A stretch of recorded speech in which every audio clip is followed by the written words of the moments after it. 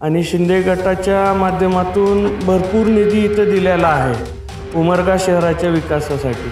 पण नेमकं जनतेचा आक्रोश असा आहे की निधी व्यवस्थित खर्च झाला नाही। आम्ही भारतीय जनता पार्टी आणि अजितदादा राष्ट्रवादी पक्ष एकत्र येऊन जनतेच्या ह्या जे समस्या आहेत सगळ्या ते सोडवण्याचा पूर्ण प्रयत्न करणार आहोत। सातत्यानं 2001 पासून इथं स्थानिकला शिवसेनेची सत्ता आहे, शिंदे गट आहे आणि शिंदे गटाच्या माध्यमातून भरपूर निधी इथं दिलेला आहे उमरगा शहराच्या विकासासाठी।